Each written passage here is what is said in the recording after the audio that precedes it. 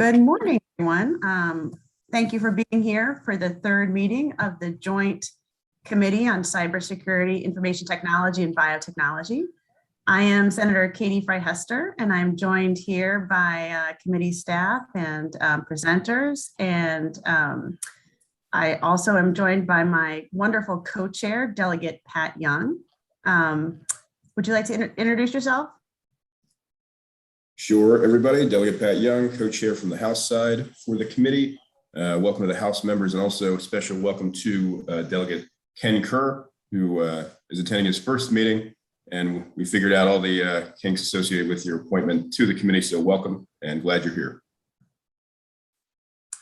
Thank you. And on my side, I'd like to give a special shout out to our Vice Chair of EHE, Senator Cheryl Kagan, who's joining us this morning, and also Senator Lee is with us from the Senate side. We've got a few more senators who will be joining us shortly.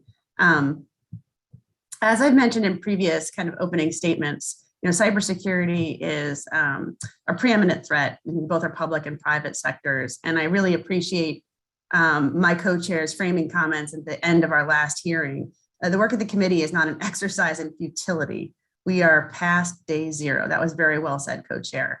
Cybersecurity attacks are happening every single day, and they've already cost the state millions of dollars. And we must take this threat seriously, prepare appropriately, and prevent whenever possible these cybersecurity attacks. Today's hearing is a special one because we are hearing the results of 7 or 8 months worth of study from the Cybersecurity Council, who's undertaken a report. And so we'll be hearing from DoIT, the newly named Department of Emergency Management. Unfortunately, we won't be joined by NSA, but we will hear from both of our university drivers of Task 1 and Task 3. So it's going to be very, very interesting to hear these recommendations from the Cybersecurity Council's first report. Broadly, our agenda today is to hear Part 1 of the report, which will be presented by Dr. Gregory Von Lehman, Maryland Cybersecurity Council Chair, and Chip Stewart, our State CISO, Department of Information Technology. Then we'll move on to, they'll be talking mostly about the state and about the governance of cybersecurity within the state. Then we'll move on to part 2 of the report, and we'll have presentations from Ben Yellen, the University of Maryland Center for Health and Homeland Security, Acting Secretary Russ Strickland, Department of Emergency Management.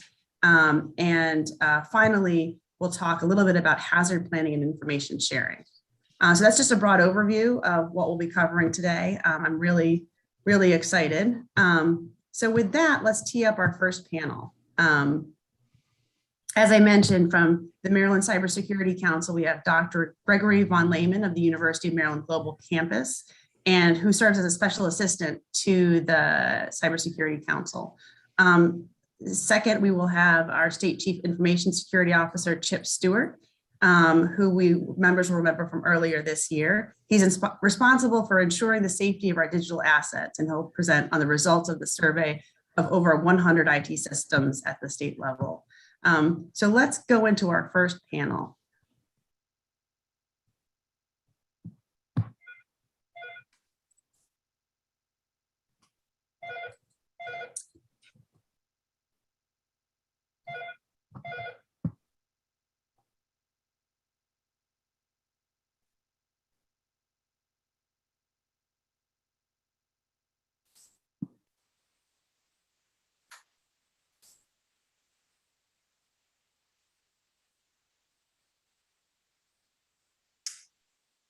So I believe, Greg, are you going first?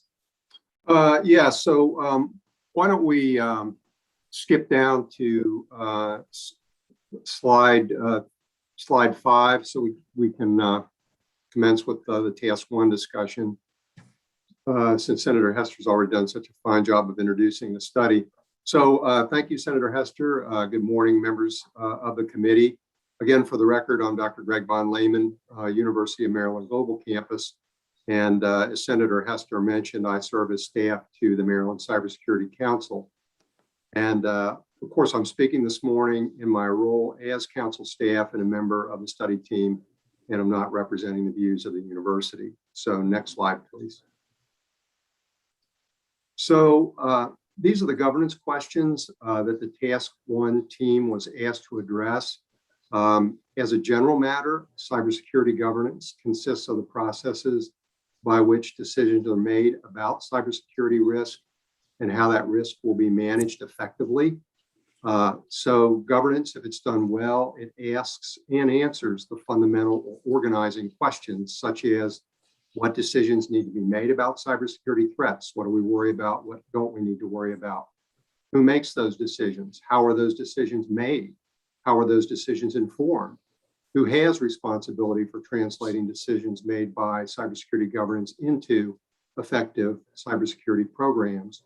And what processes exist to make sure that cybersecurity programs are effective? So the questions that form Task 1, and I'm not going to read them, you can see them, are exactly these sorts of questions. So next slide, please. Just a note about sources. Of course, we looked at various NIST documents to inform the study and so forth. But the questions that are raised are very practical questions. And so we not only looked at kind of the guiding literature, but we also consulted with working professionals. And we tried to make that circle of consultation as wide as we could within the time that we had.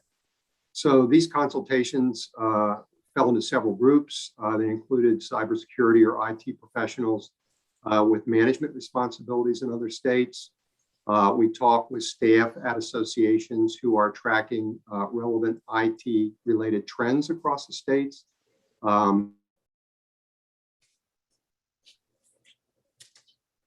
Company in the private sector.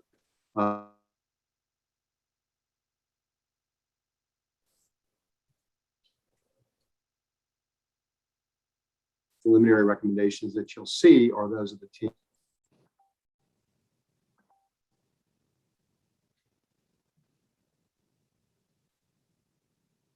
Mr. Von Lehman, I think you've frozen on us.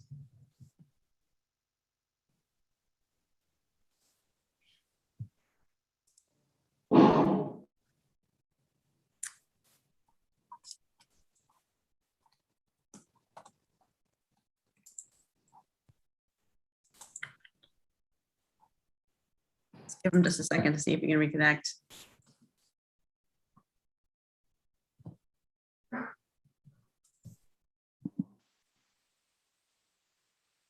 Mr. Von Lehman, are you back with us? Can you hear me?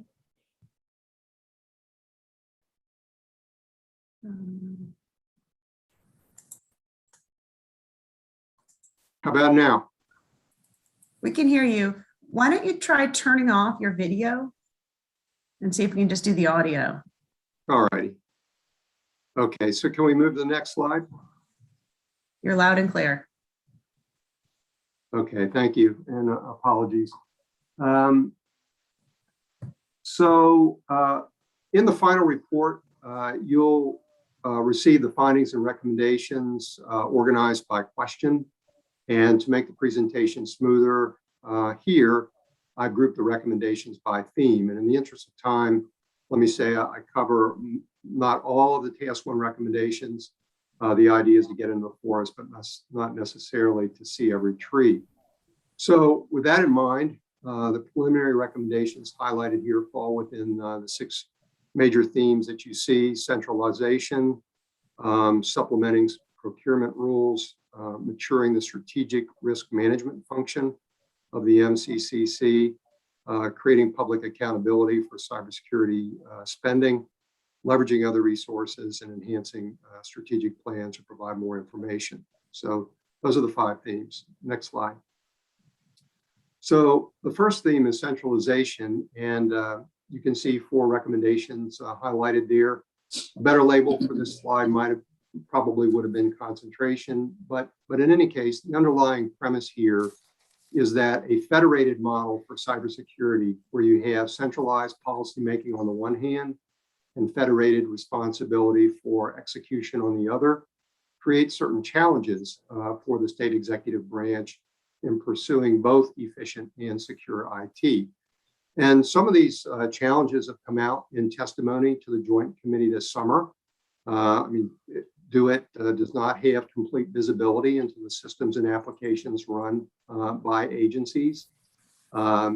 It does not have complete visibility into the cybersecurity budgets, dedicated staffing, and security priorities of executive branch agencies that are whose IT and cyber is not directly administered by DoIT.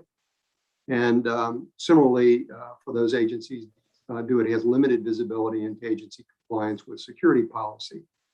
So what's the solution? Well, the solution is not only to concentrate responsibility for policymaking, but to concentrate management responsibility for IT and cybersecurity, with all that implies for reporting lines of IT and cybersecurity staff, cybersecurity budgets, and so forth. Consequently, the team recommends that the General Assembly codify the key elements of the executive order, the Maryland Cyber Defense Initiative, the key elements that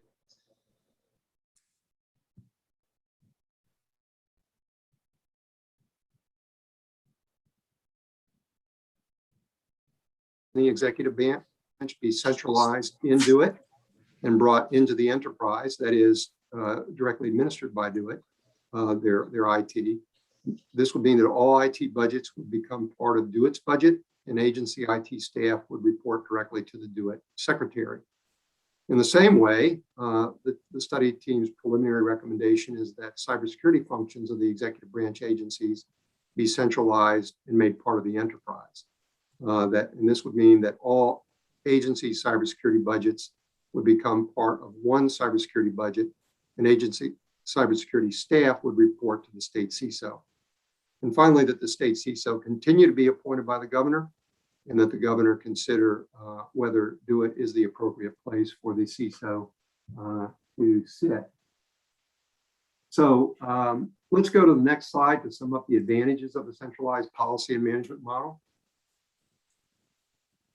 Okay, so the recommendations that we made, it would permit unified operational responsibility for the state executive branch, IT, cybersecurity. It would provide complete visibility into agency IT and cybersecurity, eliminating shadow IT. It creates the opportunity to achieve greater economies of scale. You might recall the Vermont CIO noted that as a result of their centralization, which happened in one big bang as a result of an executive order, to date has saved $15 million in consolidating solutions across his enterprise. It also enables staffing flexibility, that is temporary reassignment of IT or cybersecurity staff from one agency or another to address emergencies. And again, a great example was given by the Vermont CIO this summer when he mentioned that because all IT and cybersecurity staff across the executive branch reported to him, he could reassign some of those staff to assist the state health department, which was struggling under the weight of COVID-related demands. And finally, the team recommends recommendations strengthen the state CISO's role across the executive branch enterprise by retaining appointment by the governor. So next slide. So this is a second set of recommendations that came out of some findings that concern limitations on the state CISO's risk management role. One is that the state mandate basic security requirements as part of the procurement process for state contractors who will have access to state databases or systems consistent with some recognized standard. And the second, the state agencies implement the intake procedure for all procurements, including those under $50,000 for any systems or devices that would connect to the network. Let me say that prompting the first recommendation is the fact that, as we understand it, there are procurements that are not specifically IT related, but that do have security implications. So one example is an agency that might have an RFP out on the street for a call center that would access citizen records and provide certain services. So this is not an IT procurement. It's not a procurement for IT devices. It's not a procurement for IT systems. It may not even be a procurement that DoIT would know about. So the first recommendation would fill a security gap by requiring vendors who access citizen data for any reason to meet recognized cybersecurity standard. And in the same way, the second recommendation seeks to ensure the procurements of systems or devices, no matter how small the procurement might be, have a security review. Even a handful of laptops or software purchased from a vendor in an adversary nation could buy a lot of risk. So we understand that there is an intake procedure to do this, that is, but it hasn't been observed as a routine. We also know that the Maryland Cybersecurity Coordinating Council will be addressing this. So the recommendation here simply asks that there be follow through in closing that that risk. Next slide, please. The strategic management structure that the Maryland Cyber Defense EO established, of course, is the Maryland Cybersecurity Coordinating Council. And to refresh our memories, this group is chaired by the state CISO, has 10 other members, and meets at least once a quarter. And it has been meeting. It's kept the schedule meeting 7 times since August 2019, with its next meeting scheduled for November. Each meeting is about an hour, and certainly the agendas have become meatier and meatier as it has been meeting. So next slide. So just in general, what is the role of a strategic risk management group? Well, it should do at least 3 things. One, it should balance the 3 guiding values of cybersecurity, which are confidentiality, integrity, and availability, in light of the business needs of agencies. And there are trade-offs among these 3 values that are crucial to cybersecurity. Second, to create buy-in to policies and procedures by involving stakeholders who are affected. And then third, at a strategic level, the role of a group like this is to frame and assess risk and recommend what needs to be monitored and what responses need to be planned for. And as noted, an outcome of mature enterprise level enterprise level governance is prioritization of risk and targeting of investments where they can best buy down risk. Next slide, please. So when you think about what I just said, in fact, these functions constitute the charter of the Maryland Cybersecurity Coordinating Council. The strategic risk management function is called out in the executive order. And I'm quoting here, according to the EO, this body shall provide advice and recommendations to the state CISO about strategy and implementation of initiatives and recommendations, and also building and sustaining the state's capability to identify, mitigate, and detect cybersecurity risk and to recover from cyber-related incidents.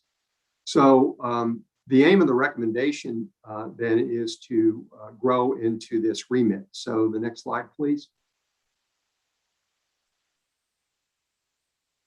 So 3 preliminary recommendations in this area. One is that the risk assessments that are required by the state security manual be performed, that they be aggregated and prioritized by agencies and departments and used by the MCCC to prioritize risk across the executive branch. This would enable them to inform strategic planning and to connect priorities with the budgeting process. That is, make corresponding recommendations for security investments that will have the greatest impact on buying down risk. Second, that representatives of the legislature and state judiciary be added as non-voting members of this group, and that the chair have the prerogative to invite other members as appropriate to participate in MCCC meetings.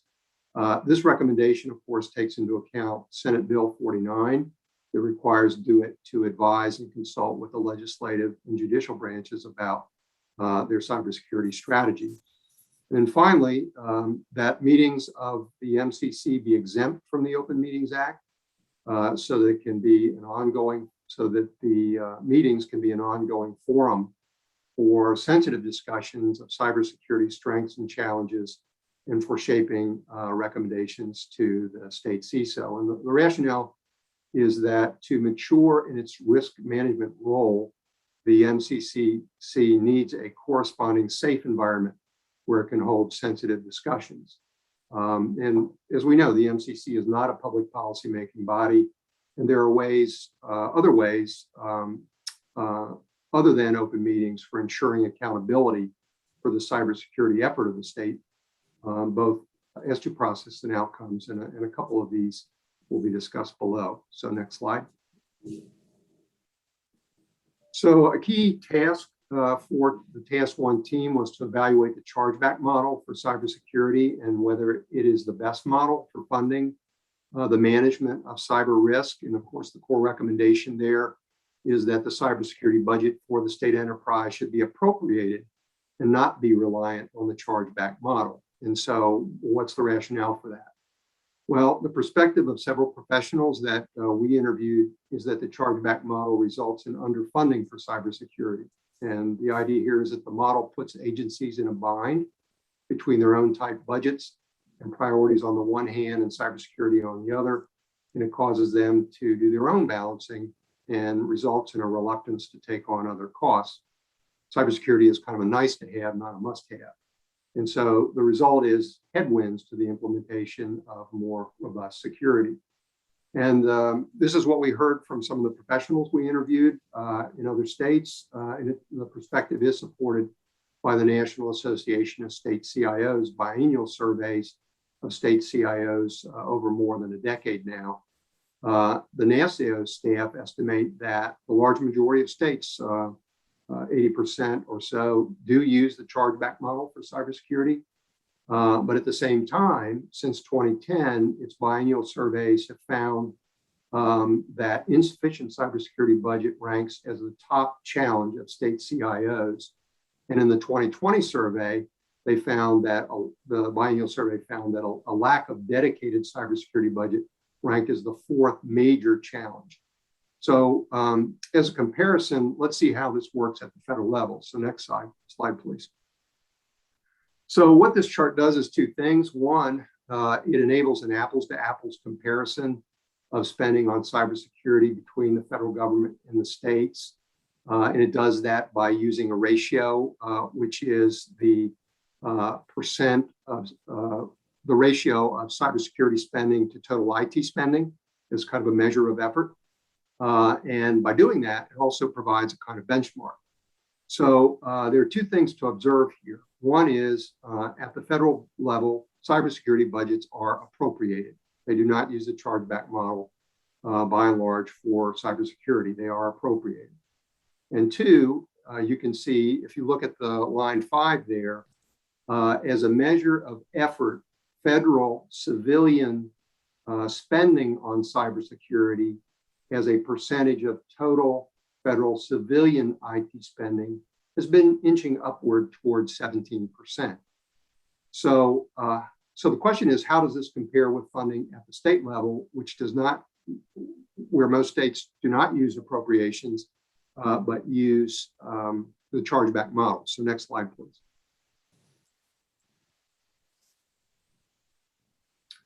So the question I just raised is a difficult question to answer because unlike the federal government, states typically do not report their budget data in a way that enables the comparison that I just showed you for federal civilian agencies. But the NASCIO staff estimate, and this is based on their, their consultations with state CISOs around the country, that the spend on cyber as a percentage of the spend on IT is somewhere between 1% and 3%. So again, the federal civilian spending on cybersecurity inching upwards towards 17%. They use an appropriated model. Most of the states chargeback model, and what the NASCIO state estimate is that that ratio is 1% to 3% for the states. Maryland is one of those states that does not publish budget data about the cybersecurity spend within the executive branch that could be taken as a percentage of total IT spend. So there's no way we could estimate this for Maryland, given the absence of public sources. So this produces a related recommendation. Next slide, please.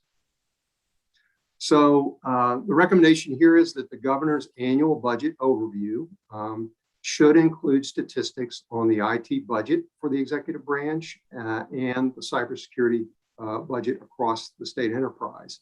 And it should include the comparison that we just saw of cybersecurity budget to IT budget, all of the OMB overview of the Presidential Budget Commission, a submission to Congress, and it should include the federal budget comparison kind of as an industry standard. So let me say that I'm not arguing that more spending necessarily means more cybersecurity, and it is a hard question what the right level of spending is for cybersecurity, but there's no question that it's a best practice to look at industry trends to gauge performance, and the study group just felt that publishing and tracking state fiscal effort in cybersecurity against the federal civilian effort is a good place to start the discussion about what the state budgetary effort in cybersecurity should be. So next slide, please. So while we're on the discussion of resources, there are resources that can help reduce cyber risk or reduce the cost of cybersecurity. One is for Maryland jurisdiction and agencies to adopt the .gov domain. You heard a presentation on this during your June hearing. There are only about 250 jurisdictions and agencies in Maryland that participate in the .gov program. Basically, this means that agencies or jurisdictions would not use .org, but would go on to the .gov domain. Their URLs would be identified that way. This has a couple of security advantages. One is, since the domain is controlled by DHS, it's difficult to spoof, and so it offers some protection to citizens from scamming, citizens going to government websites. And second, there's an awareness advantage here. Wide use of the domain makes it easier for DHS to have a sharper awareness of attacks on governments. And of course, this is more difficult to do if governments are not using all the same domain. Second, for services, the Multi-State Information and Analysis Center, partly funded by DHS, it offers free membership in a range of consequential services at deeply discounted prices. I'm not going to say much about it since you have a presentation later this morning, but I will say that MSI SAC services are not widely used across Maryland. There are only about 100 public entities in the state that are taking advantage of MSI SAC offerings. So there's good work to be done there. And then the final recommendation is about leveraging relationships with other states to bring down the cost of cybersecurity. North Dakota, you heard a presentation from Sean Riley in October. North Dakota would offer a number of advantages in this connection if you'd be interested in learning more, but I'll leave it at that. Next slide, please. Finally, changes in strategic planning, 3 recommendations here. One is that there be a fully developed cybersecurity strategic plan that's separate from the Maryland IT master plan, and that both be informed by the MCCC in consultation with political subdivisions. Second, that the Maryland IT master plan and any cybersecurity strategic plan attach timelines and appropriate metrics to the plan's goals and objectives. And finally, that the cybersecurity strategic plan provide information about the maturity level of the state's cybersecurity and how the discrete goals and objectives will advance that maturity. Now, there is a rationale for these recommendations. So next slide, please. A separate cybersecurity strategic plan would serve as a guide for a separate centralized cybersecurity budget going forward for the executive branch. The inclusion of metrics and timelines would better inform those who refer to the IT master plan and the cybersecurity plan. And then finally, linking the cybersecurity strategic plan to a maturity model would show the coherence of discrete goals and objectives in advancing the cybersecurity of the state. The idea is Okay, there are a variety of goals and objectives. How do those move us forward toward a more mature way of managing our cybersecurity risk? So I think that's it for me. Any questions?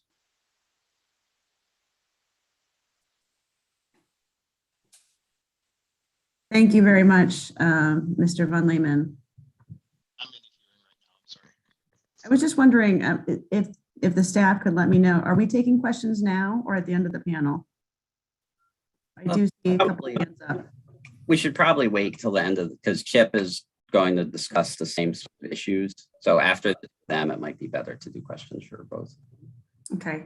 Delegate Just for the Bartlett sake of and it. Senator Jackson, if you could just hold your questions, you'll be first in line after our CISO speaks. Wonderful. Okay, well then I'll turn it over to our state CISO, Chip Stewart. Chip, I want to start by thanking you for conducting this major survey over the interim. We're anxious to hear the results, but we understand that you had over 100 different responses to our state survey. So thank you in advance. You're welcome, and thank you. It's actually one of the first talking points I'm going to get to is, and I'll, as the team's bringing up the slides, I'll start speaking. I did want to recognize and just kind of express my appreciation for all of the hard work that you've done related to this. I know rallying everyone together has been a challenge. We've been meeting every other week for what feels like about a half of a year now. And so I appreciate that. The first thing I wanted to comment on, if you could go to the next slide, is just kind of an overview of the state's continued commitment to strong cybersecurity. For those that are unaware, in July, we held the Annapolis Cybersecurity Summit, through which we announced the Maryland Data Privacy Executive Order, the Chief Data Officer Executive Order, a new partnership with the National Security Agency, established the Maryland Institute for Innovative Computing, which is a mouthful for me, through a partnership with UMBC, and the MD Think Executive Order. Also wanted to comment that we're very excited about the passage of the infrastructure bill and look forward to supporting efforts to bolster cybersecurity through the federal funds that we advocated for in the Cybersecurity Summit. As you're aware, the governor's repeatedly called for this funding, convened an unprecedented bipartisan infrastructure summit at the governor's mansion, and repeatedly called for the passage of this bill. So again, I think we're all pretty excited about that one. Next slide. So I want to speak a little bit about the survey. The goal of the survey was to get a better feel for where agencies and units of government are from a cybersecurity perspective. This survey was the starting point. This is going to be an ongoing effort. As we review everyone's answers, we want to make sure that A, the answers are accurate, and B, if there's issues identified, that we work to quickly address them. The survey had around 20 questions aligned with the NIST cybersecurity framework, which is the multicolored graphic on the right side of the screen. It was sent to 89 units of state government. I'll get to responses in just a second. The survey was a collaborative effort of development between the Department of Information Technology, Maryland Cybersecurity Council, and members of the legislature. And with that said, I did want to just express how much I personally appreciate all the partnership we had. Ben Yellen was a phenomenal partner. Greg Von Lehman, another phenomenal partner, and you, Senator Hester, phenomenal partner through all this. So again, thank you, everybody. Next slide. Want to speak to the response rates and what they mean. We've received 65 of 89 responses as of today. The small number that haven't responded yet are the boards, commissions, and other small units that might not have IT staff. And we are working with them to get those responses. A fun, cocktail party stat for that. 76% of those that haven't yet responded have less than 50 pins. So these are very small units. 100% of the principal departments have responded, which means we've covered the vast majority of IT systems and employees. The survey again focused on identify, protect, and respond control areas of the NIST cybersecurity framework. And the follow-ups that we're doing, we're focusing where we see the biggest risk. So that might mean focusing more on addressing a risk we've identified over perhaps getting a response and working with one of the smallest units to get a response. And again, goal is quality responses. We don't want to get superficial responses. We don't want to get people telling us what we want to hear. We want to get accurate information. So next slide. So the first control family and subfamily I want to talk about is the identify family, specifically around asset management. So the controls surveyed in the identify family are asset management, business environment, risk assessment and risk management, and governance. As you can see from this, we found that around 80% of the survey responses indicated the unit either had a complete or partial inventory, with 20% being unaware if they had an inventory of IT systems. There's a number of reasons we could see that. It could be that they consume all of their services from DoIT, and DoIT has that inventory. So we're working through those numbers. One of the other items that came from this was a rather large number of units being unaware of what the recovery time objective and recovery point objective for their critical IT systems were. So what a recovery time objective is about how quickly you need to recover a system after a disruption. And the recovery point is how far back in time we need to get the data back. So for a website that doesn't change but provides urgent information, we could have a very short recovery time objective and a very long recovery point objective. Conversely, if you have a system where the information is constantly changing and needs to be up to date, you would have a very low recovery point objective. And these are decisions about trade-offs. Lower recovery time and recovery point objectives come with financial and operational costs.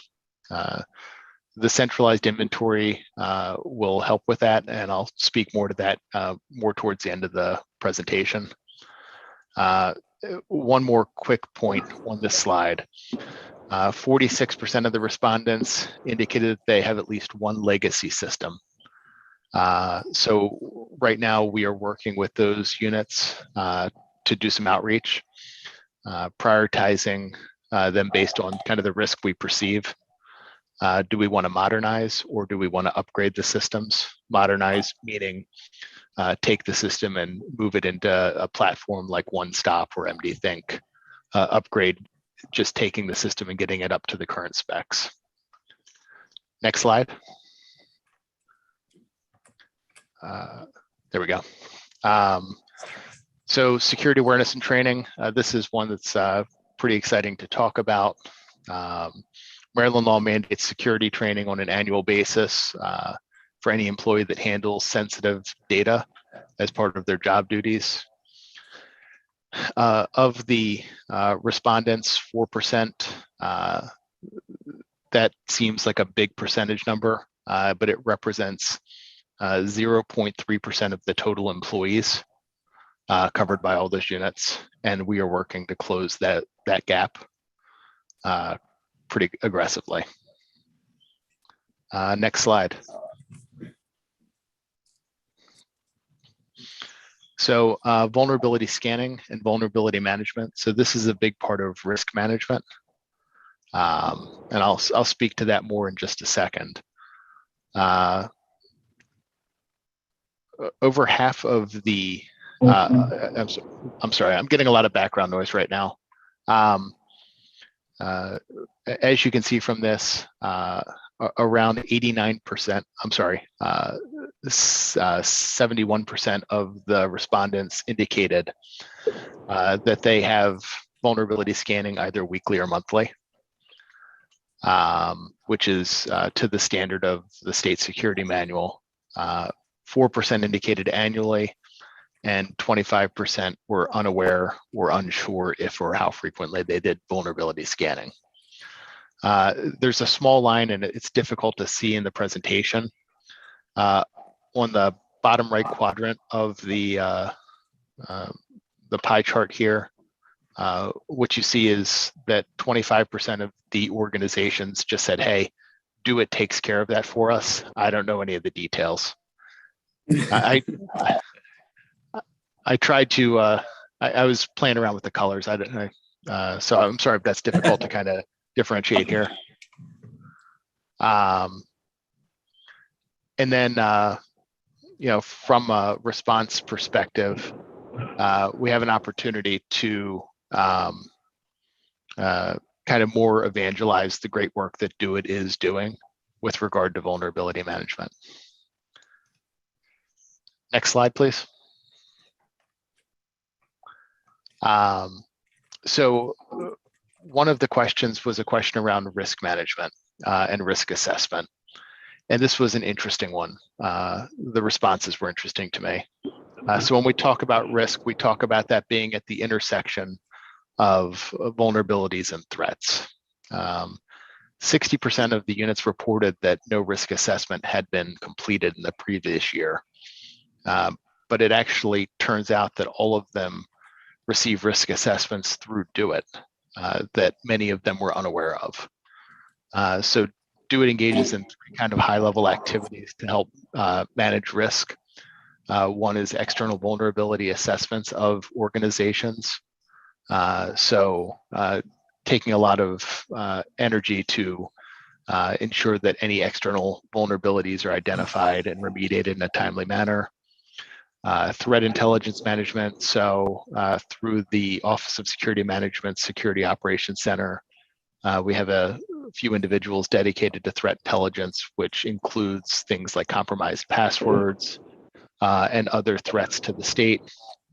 And all of that gets aggregated into an ongoing risk assessment that we use to mitigate risk across the state.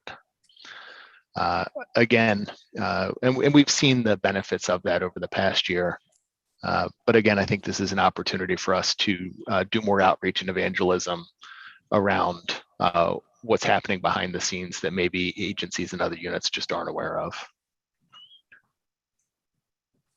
Next slide. Just before you go on, I just wanted to take a moment and remind all of our members, whether you're on Zoom or calling in from a phone, can you please place yourself on mute to eliminate the background noise? Thank you so much.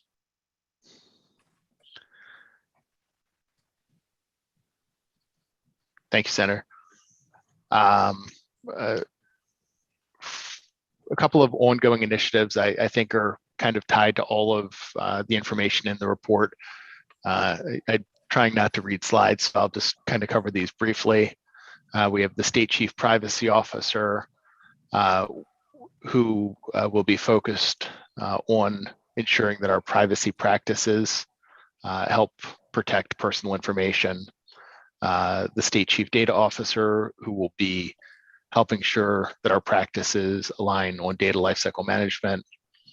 A couple of big initiatives inside of DoIT, which are centralizing governance, risk, and compliance, which you'll hear called GRC from time to time, into a single platform to better inform the investments we make regarding risk reduction.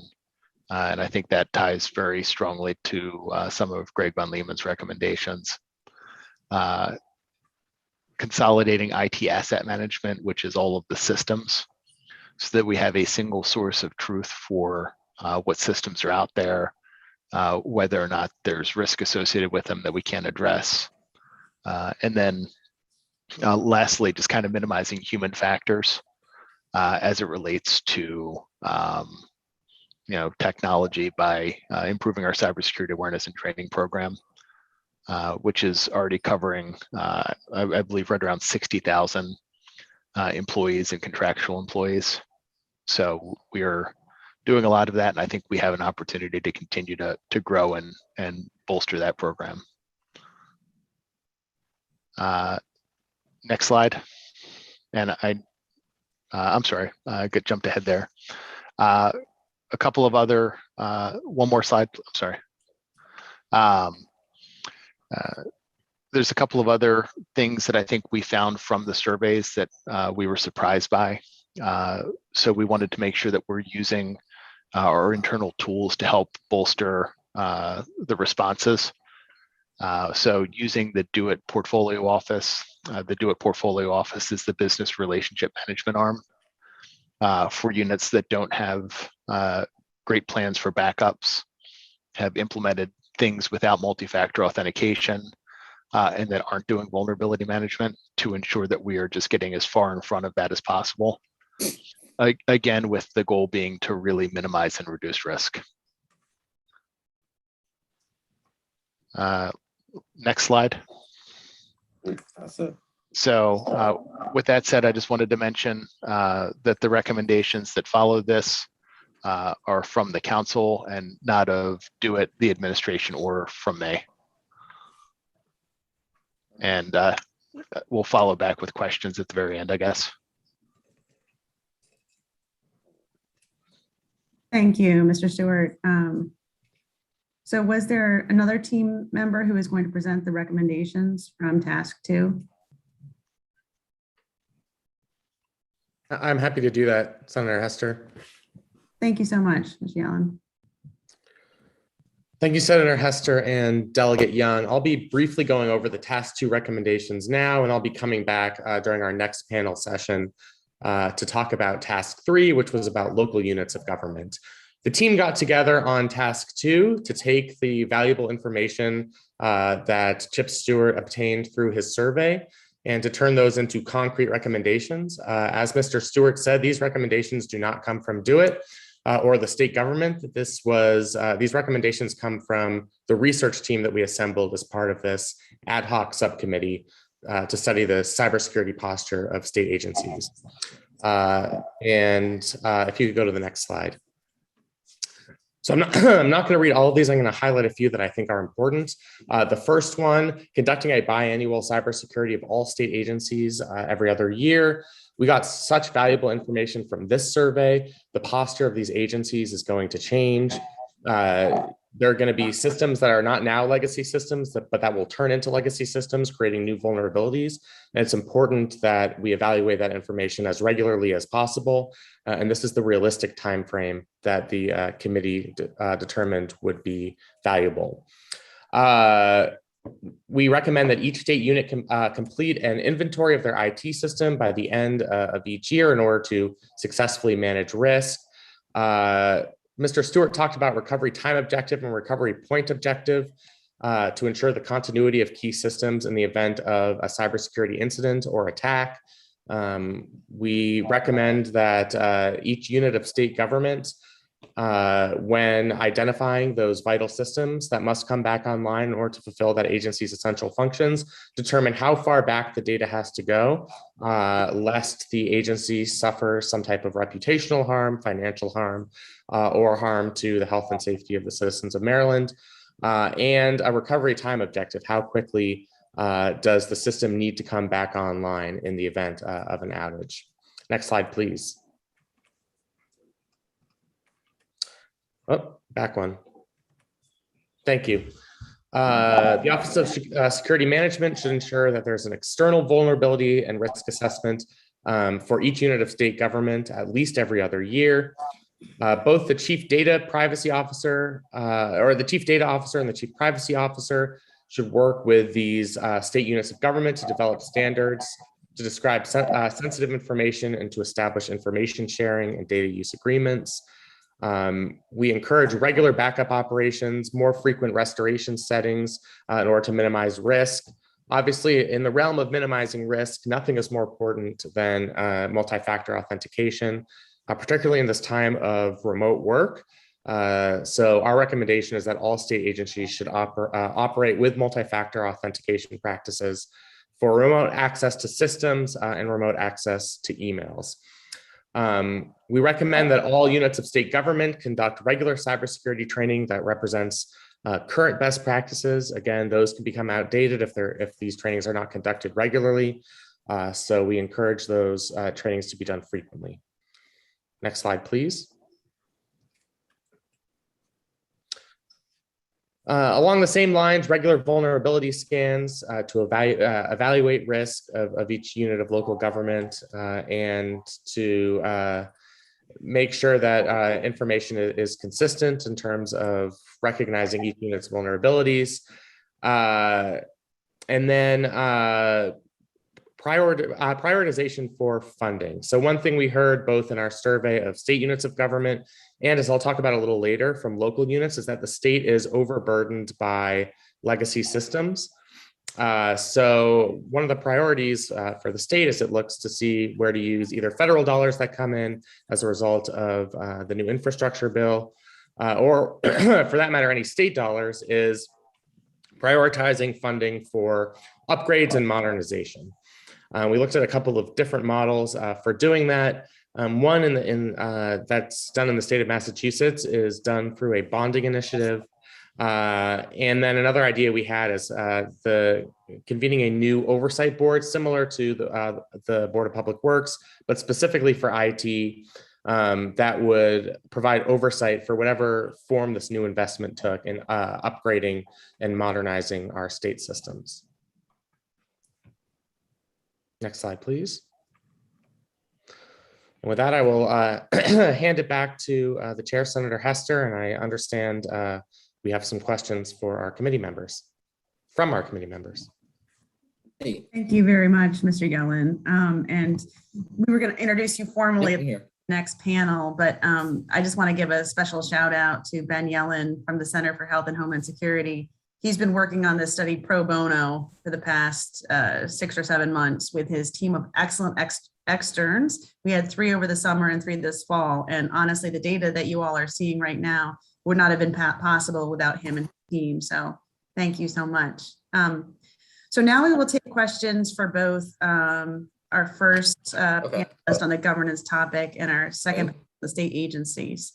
And I had Senator Jackson and Delegate Bartlett, I think, first. Are either of you still wanting to ask questions?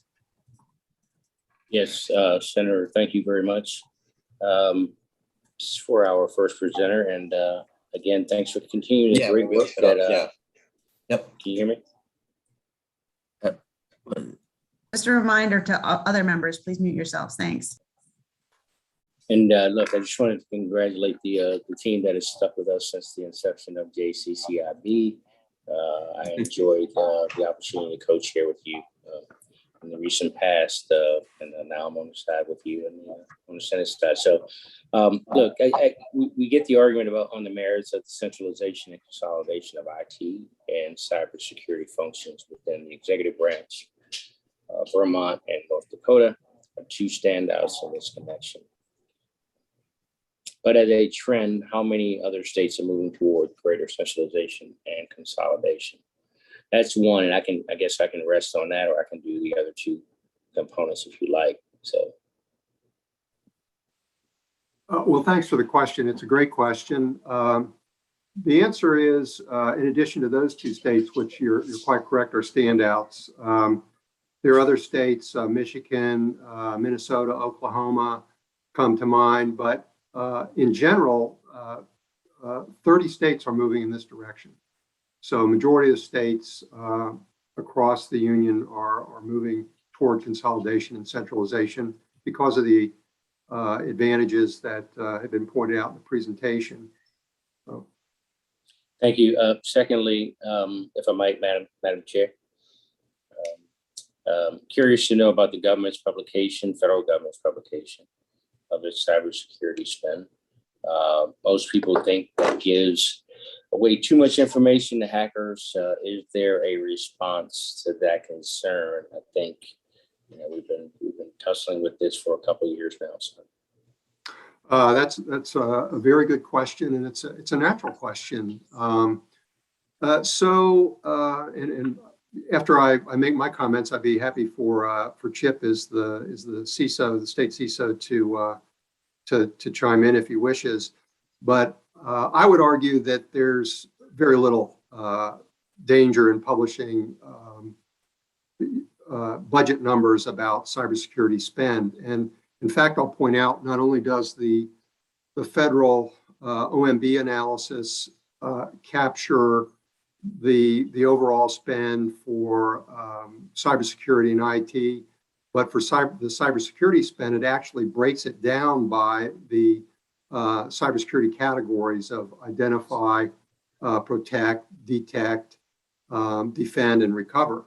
So you know how much is being allocated even for those individual categories. I mean, the truth is that hackers have very direct tools for identifying where weaknesses in systems are. They can do it through scans. There are open sources like Shodan. The short answer is that aggregate budget data provides really very little information about where vulnerabilities might be. And number two, hackers have very direct tools for sizing up enterprises and identifying their weaknesses. Chip, Thank you. And lastly, is there someone else want to comment on that, or I would. my last one? I would just concur with Greg on that one. I think as long as you're not slicing the data or providing data that's so granular that it gives you an idea of precise weakness, I think that aggregate information doesn't present a ton of cyber risk. Yeah, and I appreciate your response from both of you. I think, as we discuss and we broaden the knowledge that we're gaining as we're trying to bring about legislation and other policies that matter, that these are some of the questions that we need to be prepared to address as well. So I appreciate that. And lastly, one of the governance questions presented at the beginning was concerned with how Maryland's security manual compared with other states. And could you kind of share the findings in that regard with us? Thank you.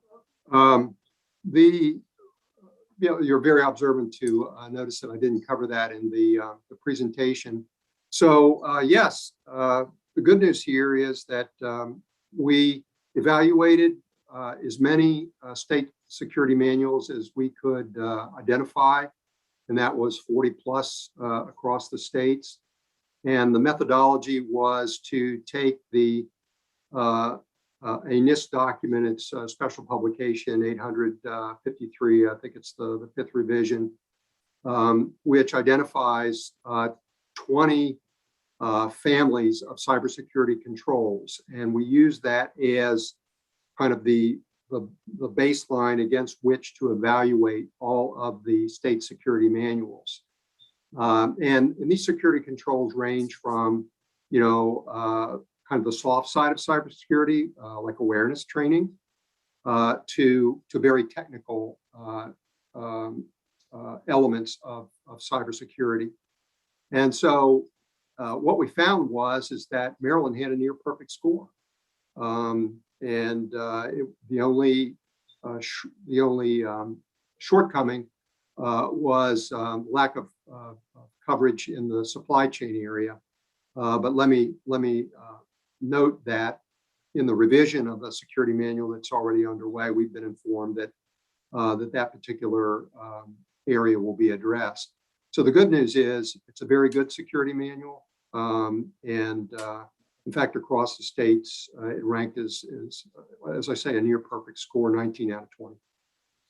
Thank you very much for your response. I know that some of us who are still government employees, we take that security awareness training and other trainings, on an annual basis. So that's something we've been working hard on. And thank you, Madam Chair, very much. Thank you, Senator Jackson. So glad you were able to stay with us on this committee. Our Are there other questions?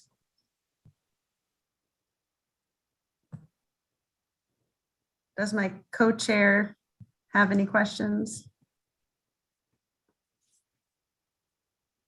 Senator, I'm good. Thank you. You're good. Okay. I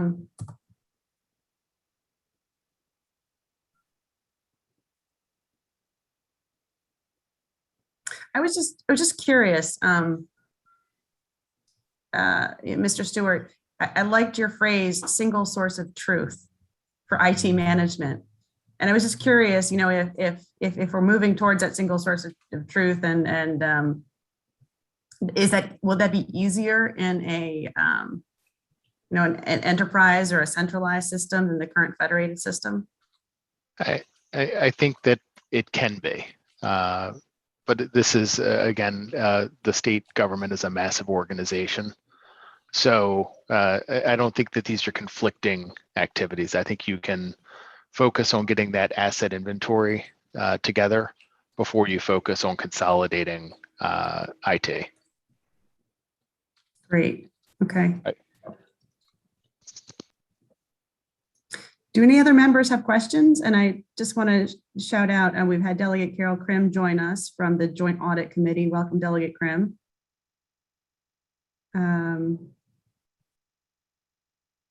Okay, I have one more and then we'll move on.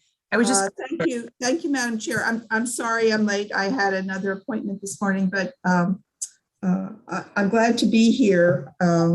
We have an audit committee meeting today. So, but I did want to put before the committee that I am working on my bill from last year that did not advance on cybersecurity training. And this would be training for anybody who accesses a state computer. Because as we know, I mean, you all are the experts here, but you know, a bad actor can come from anywhere, and you know, malware, whatever, can get into our state computer system. And I've been working with Chip, and we've come up with a bill. We're working on a draft, and I talked to Kevin Canale over at MACO today. So I think we're all working towards the same goal of protecting our state's computer infrastructure. So I just wanted to put that before the committee. Thank you. Thank you, Delegate Krim. Okay, I just wanted to ask one more question, and that was, you know, I've been thrilled to see the infrastructure bill passed too. It was, you know, really a shout out to Senator Van Hollen and Senator Cardin for getting that, you know, over the finish line in the first place. I guess my question is once again for Mr. Stewart, you know, assuming that we were to get, the state was to get like one, I don't know, maybe even $1 billion for resiliency, of which cybersecurity could be a part. Do we have our top, like 3, top 5 lists for how we're going to invest that money? I think that would be a question better for Secretary Leahy in terms of IT projects. Okay. So a majority of it would go to updating legacy systems as opposed to security improvements? I think that the two are pretty heavily overlapped. Modernizing, upgrading, or consolidating systems provides a pretty substantial cyber benefit. I imagine that would be a key place to invest. And I just, without sitting down in a room with a bunch of folks and trying to figure out what the top priorities are, I'd hesitate to say it should go to any specific activity. Yeah, no, I agree. Okay, thank you both for your presentations. Let's move back on. I'll turn it over to my co-chair, Delegate Young, to introduce the next panel. Thank you, Senator. And next, we're hearing from the Maryland Cybersecurity Council reports on findings, part 2. We already heard from Ben Yellen, and I know the Senator gave a little bit of introduction. University of Maryland Center for Health and Homeland Security, and as well as the Program Director for Public Policy and External Affairs. Thank you for joining us. We also have Russell Strickland from the Department of Emergency Management as the Acting Secretary, and Laura Cochran, National Security Agency Fellow and a member of the Maryland Cybersecurity Council. So Ben, I believe, did you already give your piece earlier, or no? Go ahead. I will be giving a different piece on the third task of this project, but I wanted to start by handing it over to Acting Secretary Strickland, who will talk about the Department of Emergency Management's role in cybersecurity and in this study. Excellent. Secretary Strickland, go ahead. Great. Well, thank you to all the senators here today, and thank you, Ben. It's been our privilege really to work with Ben on this survey. To just very quickly review with the committee, the joint committee, what our role is with the local jurisdictions in particular with cyber is that we have had the opportunity to receive a grant, and through that grant have set up a cyber preparedness unit within the Department of Emergency Management. And the mission of that unit is to coordinate with state, local, and federal cyber stakeholders for a whole of government approach to preparing the state for threat and cascading hazards of a cyber disruption event. So this is basically the same premise that we approach any of our hazards, any of our crises. And with that, our activities would include assessment, planning, continuity, organization, equipment, training, exercise, and then evaluation. Again, treating a cyber-related event similar to any other type of hazard, whether it be a natural hazard, man-made hazard, or a technological hazard that we deal with. We've been fortunate with this so far. We were able to hire 2 people out of 4 who will begin this process, and really through Ben's operation with the survey, the first effort was to reach out to our local jurisdictions and start to establish some of the relationships that they need with the local emergency manager and with the local IT folks. Now, the local IT folks, again, are people in their government agency, as well as people in their school system, as well as possibly people in a separate public safety network. So when it comes to the IT and the security of IT at the local level, we may be talking anywhere from 1 to 3 or 4 people who would be working with their local emergency manager, again, on doing preparedness activities for a cyber event at the local level. And we intend to continue that, obviously, as long as the funding works with that. We work with the Department of IT and CHIP as the CISO for any of the technical expertise that might be needed for that. But again, I would, pending any real questions regarding that, would hand it back to Ben to review the results of the survey from the local units of government.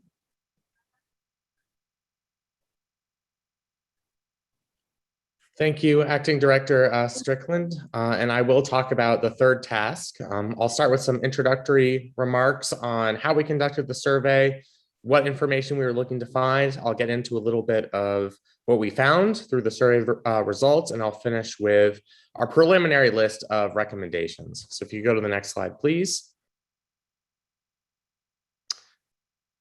Our goal with this survey was to reach out to all units of local government. This included, as Acting Director Strickland mentioned, county IT folks, but also representatives of municipal governments, local school districts, and of course, local emergency managers, to evaluate the cyber readiness of these units of local governments, figure out what their operational needs are, and perhaps most importantly, figure out how the state can partner with these units to best improve the cybersecurity posture of these local units of government.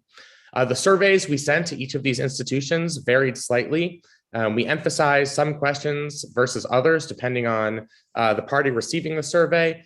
But largely, we were looking to do a basic risk assessment, understand whether these jurisdictions, for example, had cyber insurance, whether they had conducted vulnerability assessments, whether they had annex in their continuity of operations plan that dealt with cyber incidents, and whether they had a consequence management plan. And we also sought information on training, whether they thought that their staff had been properly trained on basic things related to cybersecurity, detecting ransomware, phishing attacks, et cetera. And then for each unit of local government, we asked them how we thought the state could be most useful in being a resource, whether that's MDEM, the Department of Emergency Management, or Do It for technical expertise, what the state could best do to ameliorate the impact of cyber incidents at the local level. We can go to the next slide. I was the lead of the research team. I want to certainly give credit to our wonderful team of law externs from the University of Maryland School of Law. Two of them, Stephanie Vangello and Serena Chenery, have been critical in aggregating some of the surveys this fall and turning the results into the written report. So we couldn't have done this without their assistance. We also had a great team of individuals who helped us obtain survey data. We worked closely with Kevin Canali, the legislative director of MACO. He was present at the MACO conference this summer. We had a listening session focus group with county IT professionals at that event. We worked with Justin Fiore, the government relations manager from the Maryland Municipal League. Senator Hester and I were present at the MML fall meeting, where we gave an overview on this project, took some questions from representatives from the municipalities, and they had their own survey as well. Acting Director Strickland mentioned the new cyber preparedness unit at the Maryland Department of Emergency Management. We work closely with two of their staff members that he mentioned, Brian Bauer and Paul Gump, on reaching out and developing a survey for local emergency managers, and they were extremely helpful in helping to obtain that information. And then we worked with Mary Pat Fannin with the local school district. She is the executive director of the Public School Superintendents Association with Maryland, Superintendents Association of Maryland. We worked with her on getting survey data from each of our public school system jurisdictions in the 24 Maryland localities. A couple of quick notes on response rates. I don't want to represent, particularly for county governments and municipal governments, that the respondents necessarily represent the views of all county IT professionals or all municipal governments. These are preliminary results. We are still searching for more data, particularly from county governments and municipal governments. We've had varying response rates from those two groups. We were able to get the vast majority of local emergency managers and local school district officials to respond to our survey questions. So we have a little bit more confidence that those are representative of the views of those individuals. Next slide, please. Before I get to the specifics of the results, a couple of key takeaways at the top. I want to give credit to our units of local government. They take cybersecurity seriously. They are earnest in their desire to protect themselves against cyber attacks, to improve preparedness, and to work with state and federal partners. And they have made great strides in those efforts. And that's reflected in some of the statistics we see from these surveys. There are, of course, gaps related to preparedness. Largely, this is due to staffing shortages. It's not just a question of financial resources, but it's the ability to hire trained professional staff. Obviously, this is true in all different types of industries, not just cybersecurity professionals. That was a concern that was expressed throughout these survey results. Finally, we heard from a lot of our units of local government that there were inherent security risks in outdated legacy systems that are being handed down from the state. To the extent that we can work with our state partners to try and update those legacy systems, that would be an enormous upgrade for our local units of government. We can move on to the next slide. Getting into the specific survey results, I'll start with the county IT departments. This was the result of both the survey and the focus group we held at the MACO conference. Many counties expressed that they're not allocating sufficient resources to cybersecurity. They expressed a need for clearer standards, whether that's from the state or whether that's from some of our federal partners to evaluate the effectiveness of control systems. Of course, they expressed a greater desire for funding and assistance from the state in obtaining resources. So we talked about the need for staffing, but also funding to assist in obtaining updated software and hardware and valuable tools. And many of our county IT professionals were the ones that mentioned being weighed down by these legacy systems. So these are vulnerabilities that are introduced at the state level that flow down to units of local government. Go to the next slide.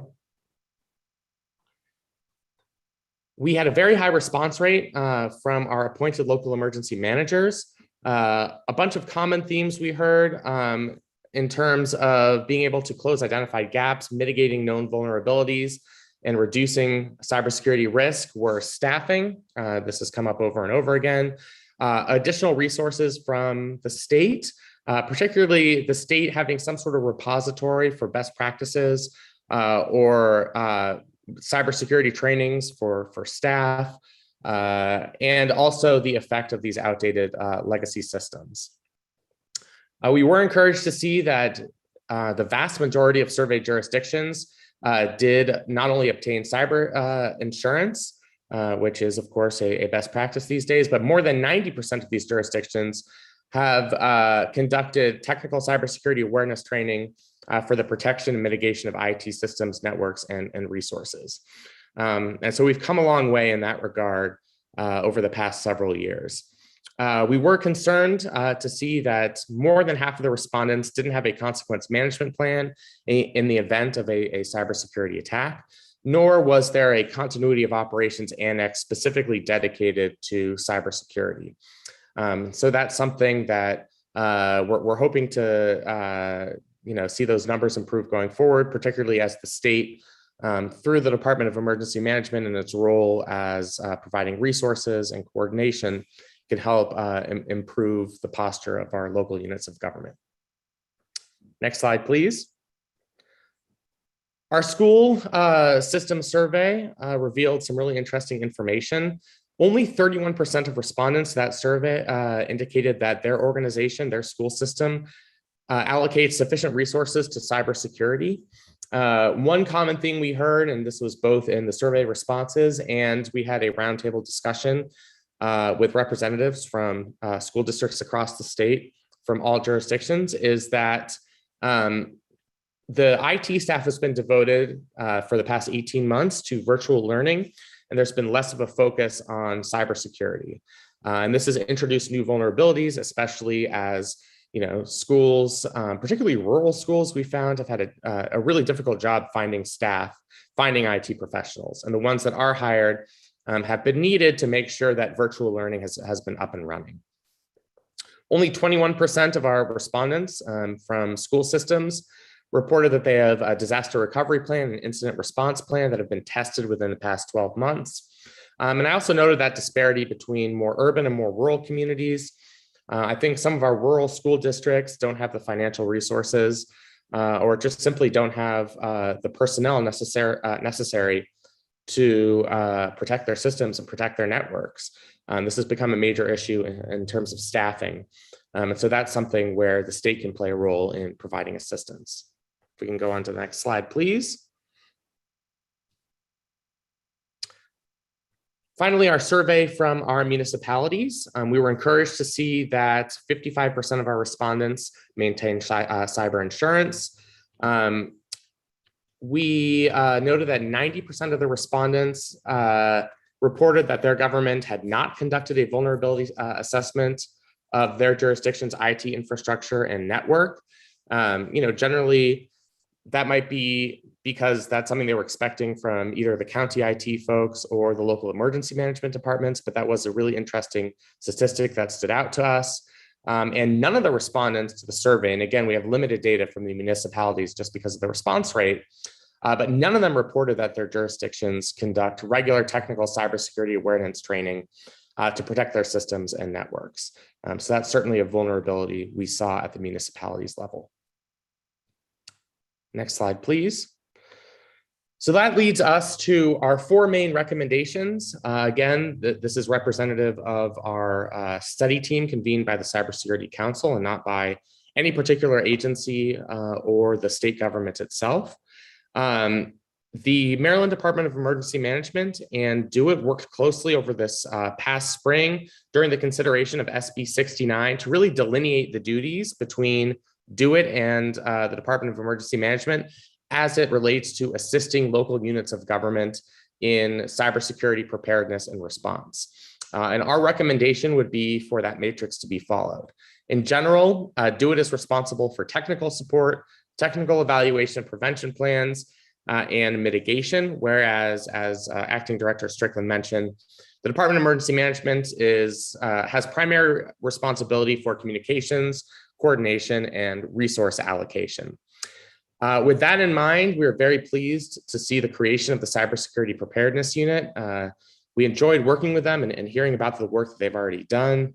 And it is our recommendation that whatever resources we can, as a state, we can provide to that unit as they improve the cybersecurity posture of local units of government, we should provide those resources. So whether that's staff, whether that's providing any additional resources to the Cybersecurity Preparedness Unit, we don't want to reinvent the wheel.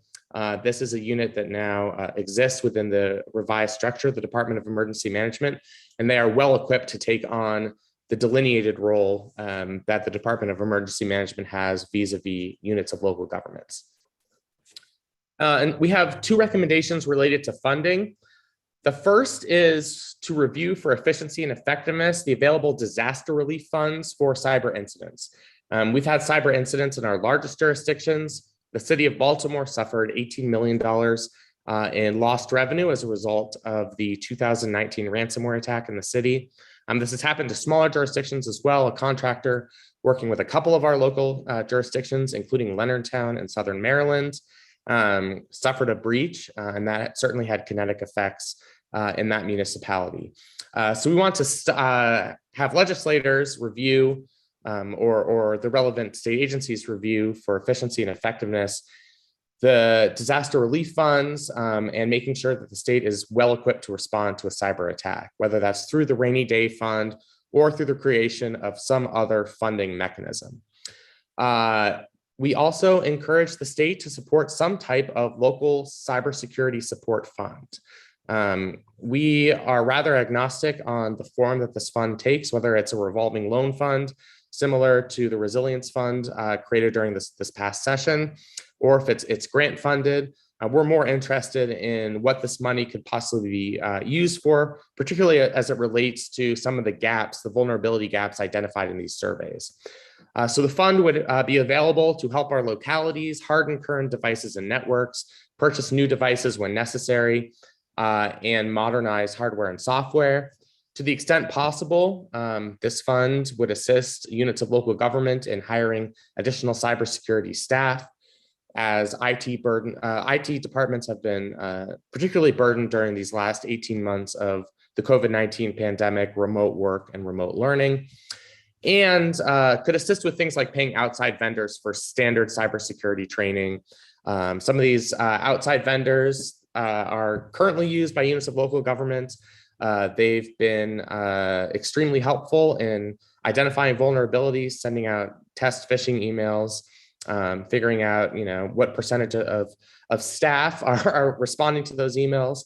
So that's another potential use of this local cybersecurity support fund.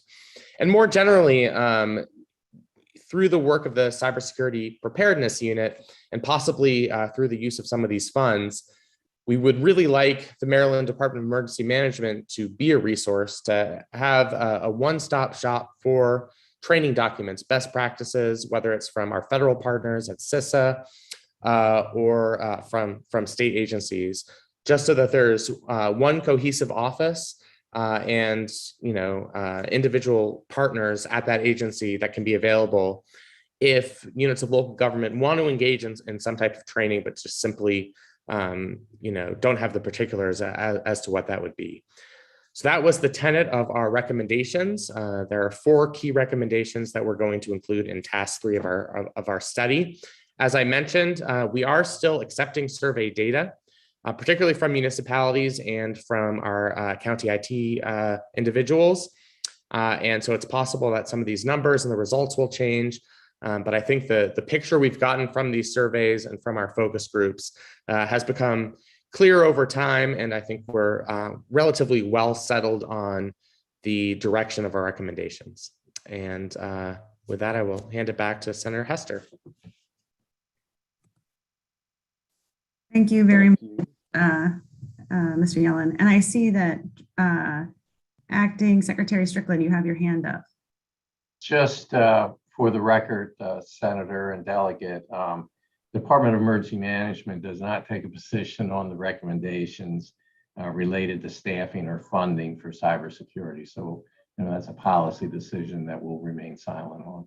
So thank you. Understood. That's typical of agencies, not taking positions on recommendations. So these are coming out of the research the working group has done.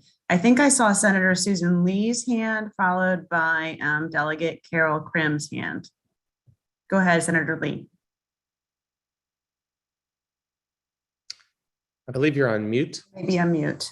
Okay, can you hear me now? I'm sorry, I'm in my car because I had to take care of something very important today. I thank you for this presentation and everybody who had a part in getting together the survey, because I know the localities are unfortunately the targets of all these cyber attacks, including ransomware. And when you were doing this, I guess one of my concerns were like a lot of these localities, especially in the rural areas, do not even know what they're looking for. They do not know actually what their vulnerabilities are. So I think it's important that there's some consistency when the state gets involved in terms of providing assistance, but also there's the issue about cyber hygiene and training, and also having some kind of consistency in the training programs. Has that been considered, and have the localities expressed their concerns about their lack of knowledge about even knowing what their vulnerabilities are? And has there also been some talk about how we can get the Homeland Security to partner with our state in terms of funding? I'll answer the first part of your inquiry. The majority of jurisdictions that we surveyed did do some sort of vulnerability assessment. That was very depending on whether it was local school districts. A smaller percentage of them had done these vulnerability assessments compared to, for example, local emergency management departments. But we did hear that concern expressed frequently, particularly from smaller counties, that they really did not know what they were looking for. They didn't even know how to identify vulnerabilities. They were understaffed. They didn't know exactly where to look for resources. And so I think that's something where the state, particularly for these smaller jurisdictions, could serve as a valuable resource. We have not had conversations yet about obtaining Homeland Security funds for any of the goals outlined in the study, but I defer to Senator Hester on that question.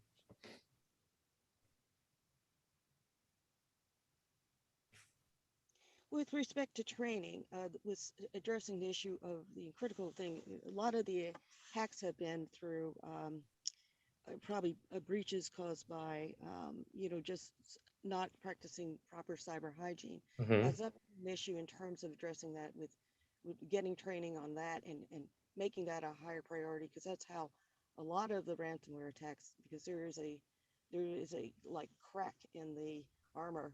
And it was unintentional, of course. Was that something that was discussed too with respect to priorities by these localities?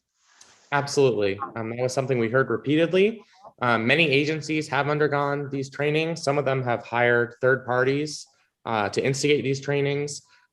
So companies that conduct these vulnerability assessments of an agency's staff.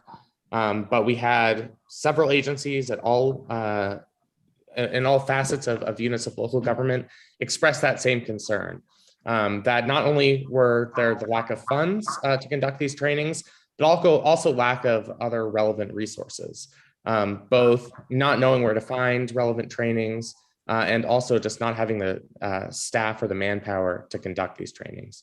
Delegate Krim had some sort of legislation based on the Texas model that was proposed, but I don't know if that actually, perhaps Delegate Krim can address that later with me, but I know she was working on the Texas model, which is something maybe our state might have considered too. I believe Delegate Krim has her hand up. So let's go over to ask and let her answer that question and ask her question that she had her hand up for. Delegate Krim. Well, actually, Senator Lee and I are on the same page, so which is wonderful. yes, I was just going to add that that's exactly what my bill will do. And working with CHIP and coming up with some training programs for our local governments to participate in. So they do have the opportunity to get trained in how they would spot phishing, ransomware, etc. And she is very right. This is how these bad actors get into our infrastructure, our computer infrastructure. And with all of these different entities logging into our state system, we are very vulnerable at this point. So, but I was going to add to the discussion that funding is going to have to accompany these recommendations, because when you talk to local government about mandated training, the first thing they're going to say is, well, how are we going to pay for that? I think they recognize the vulnerability, but they also need to have that assurance that with the training will come funding to accomplish that, or the state pays for it in some way. So I think the funding part is as critical as the mandated training part. And, you know, my bill goes beyond just local government. My bill goes to private companies, because if you have private companies accessing state computers to bid on state contracts, then they have access to the system. And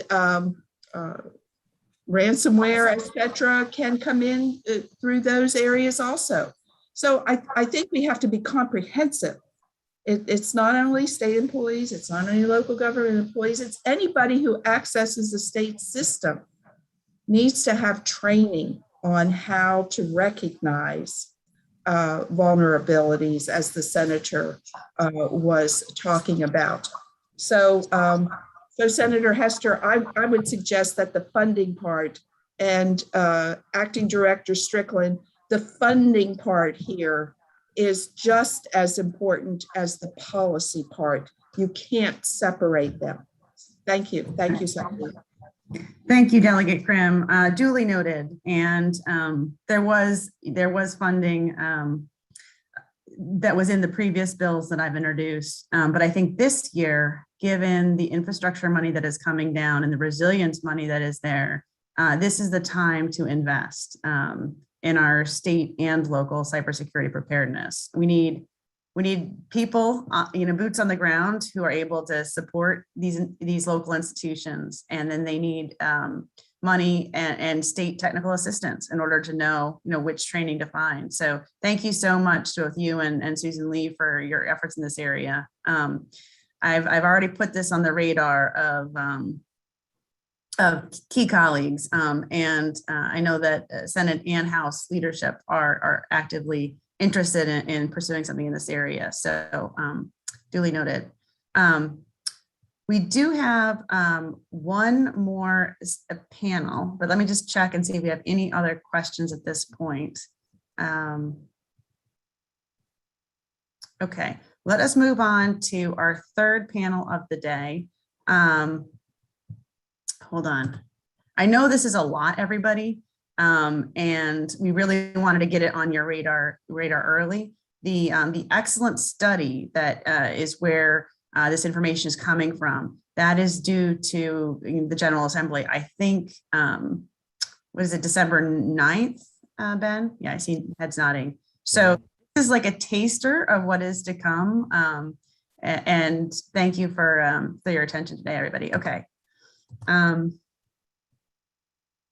So our third panel in this series is on hazard planning and information sharing. And we have three excellent presentations today. We'll hear again from Secretary Strickland from the Department of Emergency Management on their role in hazard planning. And we heard, how important that was and how much is needed at the local level in the previous presentation.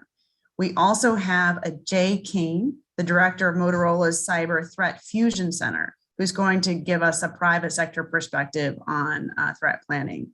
And we also have Kyle Bryans, the senior program specialist at the Multi-State Information Sharing and Analysis Center. Say that 5 times fast, MS-ISAC. And they will both provide the private sector's response perspective on how cybersecurity and information sharing impact public safety. So I'm not exactly sure what order we're going in. Acting Secretary Strickland, I'll turn it over to you. Do you know the order? You first? I see my name first on the agenda, so I was planning to go first. Awesome. I'll turn Okay. Thank you for the second bite at the apple. All right. To talk very briefly about hazard planning, and probably more briefly about all hazards planning, but more toward the evolution of all hazards planning to all hazards resilience. The Department of Emergency Management's posture for cybersecurity is the same as for all hazards we face, from nuclear power plants to pandemics to hurricanes. We work closely with subject matter experts in each of the hazard areas during steady state and response and recovery operations, to develop and refine plans that are actually done with a robust stakeholder engagement. And it's not a group of folks just sitting around in a cubicle here writing a plan, and that's what we do. We get input from our stakeholders. We design and execute meaningful training and exercises for that plan. We provide critical, accurate information in a timely manner, which we do through our 24/7 Maryland Joint Operations Center. And we match resource needs with available components or capabilities to fill gaps identified by state agencies or local governments. Our key all hazards emergency management activities are, to really conduct steady state preparedness activities. When I say steady state preparedness activities, we're really talking about planning, training, and exercise. And then at the end of that exercise, evaluating it and putting that back into the process so that we revise our plans based upon where our gaps may have been. With that, we also coordinate statewide mitigation activities and participate in state level protection efforts. We coordinate multidisciplinary and multi-jurisdictional stakeholders for consequence management, including preparedness, response, and recovery, and the coordination of the state's resource management process. We conduct state level or statewide knowledge management and process improvement through the after action process and tracking of corrective actions. So what does that really mean as we want to move forward from this all hazards planning into a world of all hazards resilience? Emergency management has evolved over time from a very hazard specific planning process, like we plan for a hurricane, a pandemic, or a cyber, to more of a capabilities-based all hazard planning and response model, so that we have a basic capability of which we can use really dependent upon and no matter what the particular hazard may be. The shift recognizes that while the hazard may be different, our core roles and responsibilities remain the same regardless of the hazard. Key capabilities like communicating with the public and with the stakeholders and coordinating resource requests will always be necessary. We never, ever will get out of response. There will always be the need for some type of response and thus a coordinated effort. So resilience now is building the capacity and capability in those core areas across the spectrum for an end goal of overall risk reduction and shorten, less costly recovery for our communities. We've preached for years that we know in the mitigation field, for example, and within a natural hazards type of environment with building construction, that for every dollar we invest in mitigation efforts, we can save up to $6 or more in our recovery efforts. Now that's resilience. That investment is resilience. Let's take that concept and put that across all of our hazards and focus on the acceptance of a level of risk, developing our resilience methodologies and levels to that, and move forward knowing and accepting that as we move that we can improve which each of those steps. With that, we'll decrease the threat and hazard likelihood through investment in coordinated mitigation, risk reduction, and prevention efforts. We'll have increased knowledge, understanding, and recognition of the threat and hazard through preparedness that builds capacity in anticipation of disruption. And that's in a lot of words, what we're really saying is resilience is not just mitigation, but resilience efforts and mindset is in preparedness, readiness, and resilience, all of which we focus on before, during, and after the event. And let's quit saying the event, let's say boom. So we are here for the local jurisdictions to coordinate and to coordinate the state agencies to assist them. We are here to coordinate the state agencies when they have that boom. And in order to do that boom, we need to build the resilience before, use it during, and then also as we come out of it into recovery and after. We need to establish a foundation, and we continue to establish a foundation of coordination, communication, collaboration, and cooperation in response to improve all of that. So again, each of these elements will decrease the time and cost associated with recovery for communities. And that's why we're really trying to shift the paradigm and focus on resilience versus some of the traditional mindsets that we have been in the past. So that in a nutshell is where we are with all hazards planning and where we intend to move, and we are moving toward a more all hazards resilience. So I would be open to any questions anyone might have on that.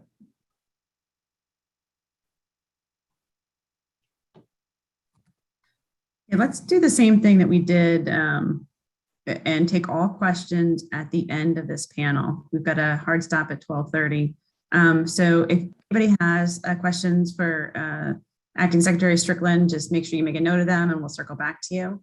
And with that, let us move on to Mr. Jay Kane, Director of Motorola's Cyber Threat Fusion Center. Mr. Kane. Well, thank you very much, Senator, and to the assembled senators and delegates, thank you for your time.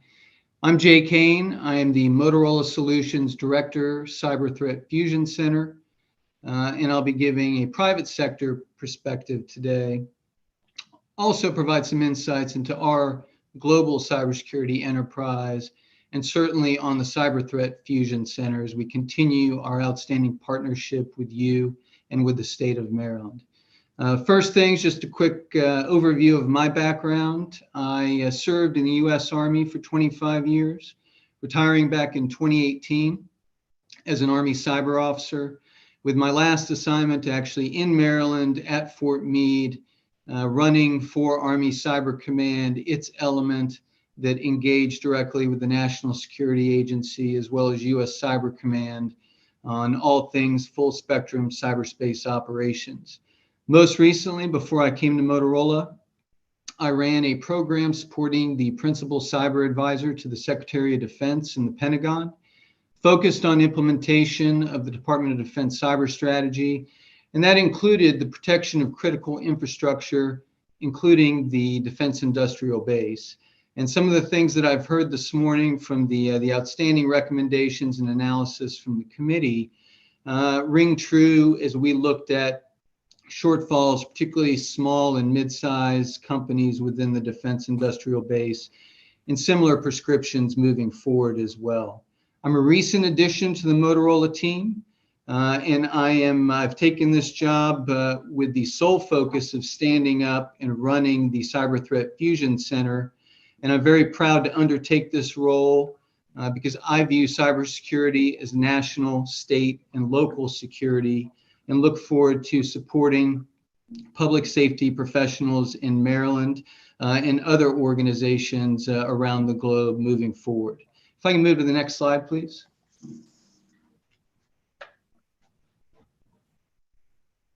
And as we look at the Cyber Threat Fusion Center, just a quick overview of this, our vision is to establish a world-class fusion center that is grounded in public-private partnership, very key to all these efforts, and committed to the advancement of public safety cybersecurity. Motorola's global reach is an absolutely key enabler to all of this and critical to the effort that we have moving forward. And we monitor not just public safety, but commercial entities across very diverse sectors. And we do that globally, monitoring organizations into the thousands, with typical weeks seeing multiple breaches and certainly even more than that, visibility that we've got of threat actors that are trying to breach and compromise networks and endpoints. What the Fusion Center will do is to leverage threat intelligence from this broad, globally based Motorola enterprise. And this is important because what this global reach will allow us to do as we get this center up and running in partnership with our Security Operations Center, it will allow us to identify, for example, threats that we see in London, and then inoculate locations such as Montgomery County or Chestertown or other places within Maryland. We also, through the Fusion Center with our partners, will share observations, threat tactics, techniques, and procedures, and other actionable forms of intelligence, so our partners and customers can increase their cybersecurity posture. And in the near term, one of our focus areas is going to be establishing a secure portal, which the community of interest and our partners can use to share information and threat intelligence that will be anonymized and then shared with the broader community of interest. The other that I wanted to highlight too, and it ties to that global reach, are existing cybersecurity services from Motorola and its cybersecurity enterprise. Particularly as we look small to mid-sized localities and public safety organizations, as has been reinforced multiple times here today, rural locations, and providing that end-to-end cyber threat intelligence and defense for their networks and endpoints that may otherwise be out of reach. And just as a rough order of magnitude, we estimate roughly 150,000 to 250,000 for each location for censoring and for monitoring to implement such protection. And again, tying it back to potential local cybersecurity support fund, as well as the recently passed infrastructure bill from the Department of Homeland Security to protect against malicious threat actors, to include those in cyberspace. Next slide. And as we look at our observations, and as I listened to the discussions today, a lot resonated with me and with us on the Motorola end. What we see is a constantly evolving and changing threat landscape, very complex. And you've got a lot of under-resourced public safety organizations doing their best with the men and women to protect their citizens and the constituents, but ultimately unable to provide that end-to-end cyber threat intelligence and defense, such as 24/7 support and monitoring, and even to an extent training as well. Additionally, like with the committee's study, the costs associated with cybersecurity professionals, attracting them, hiring them, and retaining them is only increasing every year. And there's a glut across the market for that type of talent, much less when you look at for a small rural location trying to compete with other larger metropolitan areas. Further, what we've seen over the last 18 months of the pandemic is the migration to an at-home work environment, which certainly good for public health safety. However, when you look at the security risks to the network and those endpoints, countless as they may be, likely not, or maybe certainly not adequately monitored outside of that perimeter. And one thing I'd also like to impress upon the Joint Committee is our view of the information sharing. And particularly, I know I'll be followed by the multi-state ISAC. And those ISACs are absolutely critical in the cybersecurity ecosystem in supporting critical infrastructure. However, what we've seen in our engagements with customers, with the federal government, it's CISA and DHS, as well as state and local government, is that there really isn't an information sharing framework specifically tied to the public safety organizations and their key and vital mission. And that's something that we plan to address with the Fusion Center. Next slide, please. What we plan to do is address the critical gaps as well as more that I just went over, and combining the Fusion Center with what I've already discussed in that global reach of the Motorola Managed Cybersecurity Services. And those services span the breadth from a 24/7 security operations center using our Active-Eye monitoring agents and platforms.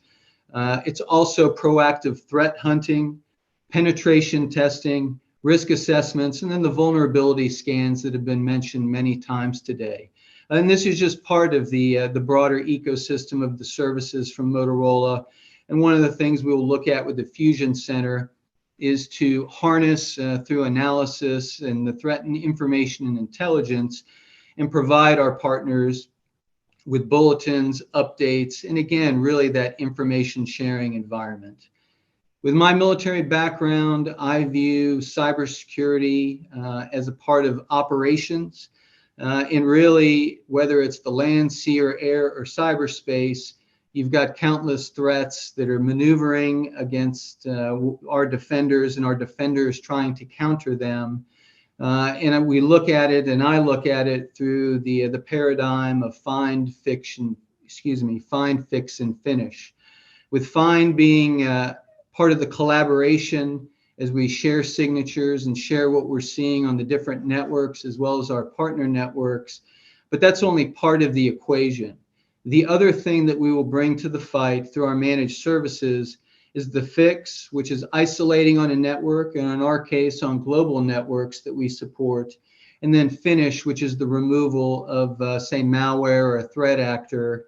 And again, tying that to the potential in our vision to sense and find threat actors in London, and then do that inoculation, be it at Montgomery County or Chestertown or other locations within the state of Maryland. Next slide, please. And on my final slide, I just like to reinforce the absolute need for collaboration, and that is key in all of this.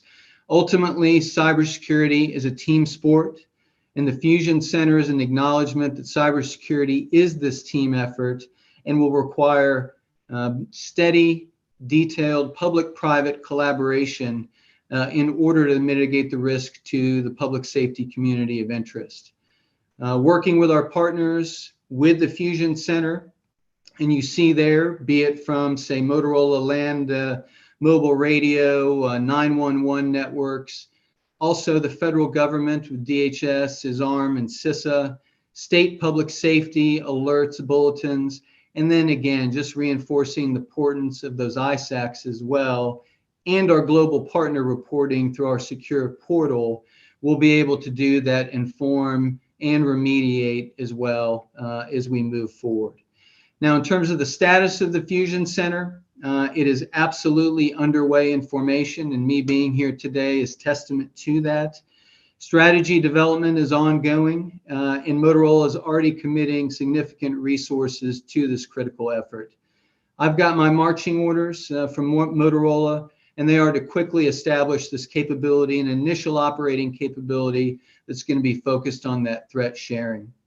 We're excited for this initiative to further support our strong commitment to the state of Maryland and its public safety organizations. And we're proud of the capabilities that we currently provide in Maryland and globally. And we look forward to collaborating further as we establish this Motorola Solutions Cyber Threat Fusion Center. So thank you very much for your time today, and I look forward to answering questions after the next brief. Thank you. Thank you very much, Mr. Kane. It's always great to hear what the private sector is contributing. So thank you. Okay, well, I'm going to move on to our third presenter, and then we will pause for questions. And so up next we have Let's see. Kyle Bryan, Senior Program Specialist at the Multi-State Information Sharing and Analysis Center, MSISAC. Thank you so much for being with us today.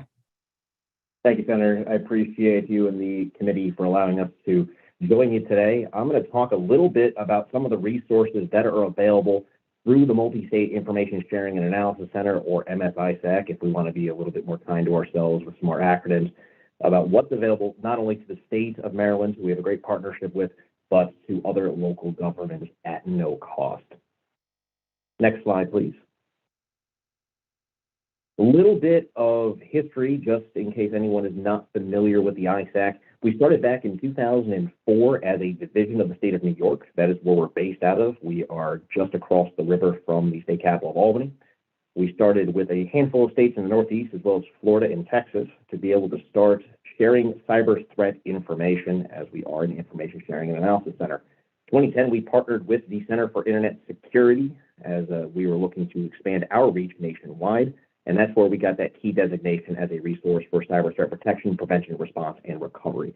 In 2018, we did launch the Elections Infrastructure ISAC. We were taking the work that we were doing with the state and local governments and starting to assist our elections partners, and that is where we stand today.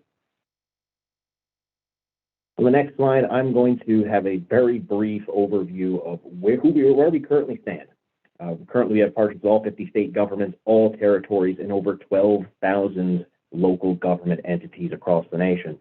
That doesn't just fit in your towns and your cities, but it's also your K through 12 school districts. It is your public higher education. We like to say if your local dog catcher has their own IT infrastructure, they can be a member of the MSISAC. We also work with all 80 DHS recognized fusion centers, and for Maryland in particular, we are currently sitting at 99 members as our total count. When I pulled those numbers this morning, that did bother me that it was at 99. I'm really hoping that we can work with more local organizations throughout the state very soon. But that encompasses a handful of towns and cities, K-12 school districts, and 21 counties throughout the state. As I mentioned, our services to the local government space do come at no cost. Normally, I could speak on this for a very long time, but this is a snapshot of everything that is available through a cooperative agreement with the Department of Homeland Security. All of the resources that I work with, and I work with all of our partners throughout the state, come at no cost to them. I will highlight a few of them in some later slides, but all of these resources and our membership is no cost. We want to make sure we get as much of these resources in the hands of local government entities as possible to give them more of a layered approach in tackling their cybersecurity programs. On the next slide, I will go over just one of our main pieces is our Security Operations Center. We are based out of upstate New York, and we do operate a 24/7/365 SOC that is available to any public entity at any time. We have folks that are ready to take calls at 1-866-787-4722, or you can email us at soc@cisecurity.org. And what we're doing on an information sharing basis is we are taking a host of information. We have what was called an Albert intrusion detection system. We have those on every state network in the country, including the state of Maryland, as well as hundreds more across the country. What we do with that information is we are boiling it all down and we're turning it into actionable intelligence in terms of information sharing for our members. So when they're not taking calls, when they're not assisting our members with any sort of incidents or any sort of cybersecurity questions, they are taking the information that we are receiving from our membership across the country and passing it along to our members, big and small. Coming from our SOC, we send out a lot of advisories, a lot of different compromise notifications. We have a program that will help as a passive monitoring at no cost to our members. We are sending out those reportings directly from our SOC. In addition, in our SOC, we do have a dedicated CERT or computer incident response team that is available, again, no cost to our members, that if they do find an incident and they need some additional assistance, they can contact us anytime, day or night, and we'll be with them every step of the way. So a lot of that does come from our, we'll call it our heart and soul of our organization, our SOC, and we can be reached at all hours. On the next slide, we have some more services that are available. This is one of our newest ones. And adding more of a layered approach to our members, are malicious domain blocking and reporting. This is coming through a partnership with Akamai Technologies, where we are providing our members with an economy version of their threat enterprise protection service. So this is fully managed by our SOC and is something that all local entities can leverage at no cost to help cut down some of, we'll say, low-hanging fruit for some of those malicious domains. Something very easy to implement. And when we first started this program a little over a year ago, we checked in with one of our states, and we had a handful as a pilot. We noticed about 38 instances of ransomware were being blocked by this service in just a 30-day span. So we knew that we needed to expand this out to our membership as one of our newer services. It's something that's very easy to implement, very easy to get started with. It doesn't require any hardware or any software downloads. But on the next slide, I can give you a little bit more information on how folks can get involved with this and have more of a layered approach. All you have to do is you fill out an online form. As long as they are members of the MS-ISAC, they can get access to this tool that has been very beneficial to our membership. What will be an added bonus, in the past, we have recommended a lot of great services that are no cost, such as Quad 9, another great service, but this one will provide an additional added layer of reporting to our members so that they have more actionable intelligence based on their own organizations on a weekly basis. Again, I could talk about this for a while, but will provide some additional information if you're interested in diving more into the program, or you can always reach out to me directly. I'd be happy to assist. But some of you who have already been members with us for a long time, we do send out a host of alerts and other great tools to have in your back pocket. One of my favorites is our situational awareness report. We have now turned this into a quarterly awareness report. So what we'll do at the ISAC in terms of information sharing is we have all of this great information that we present on monthly calls, where you'll get the latest threats and trends focused around the public sector. We realize that a lot of folks are very busy. They can't always make those calls. So we take all this information, and on a quarterly basis, we'll send it out into a report so that everyone has this information in their hands. Other information that we'll send out is we have in-house advisories, which you can find quite often around to other organizations. Our advisories are only limited to common resources that are used in the public sector. So we'll be sending you advisories from Microsoft, Mozilla, what have you. And they're only going to be surrounded around vulnerabilities that can cause remote code execution or escalation of privileges. So the worst offenders that we can find so we can get that information in your hands.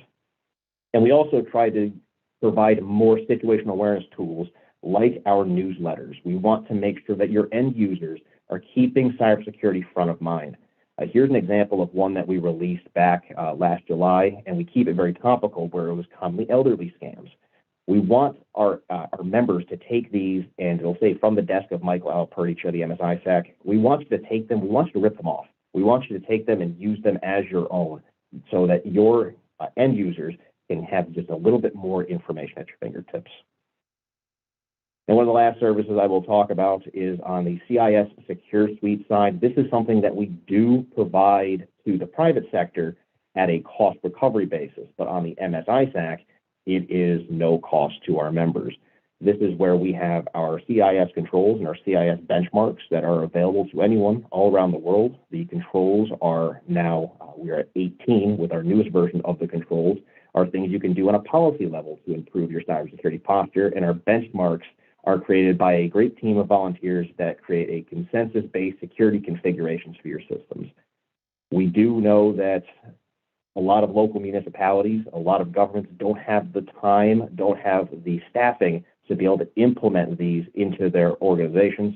So we have a couple of tools that are available. One would be our CSAT program, and one would be our SysCat Pro program that will help you automate leveraging our controls and our benchmarks to help you. If you don't have a standard in place, to help you move towards using the CIS benchmarks and the CIS controls as a security standard for your organization.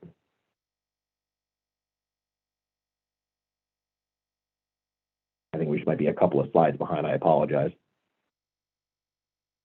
And I'm going to leave up my number there. Again, my name is Kyle Bryans. I'm a senior program specialist. I work with all of our members within the state of Maryland. If I don't know the answer, I know a lot of great folks within our Security Operations Center who will get that answer for you. It is our duty and our job to serve those local governments as well as the state of Maryland in anything that we can provide. So if there's any questions, I'd be happy to take them. If not, please take down my number. I'll be happy to answer your questions at any time.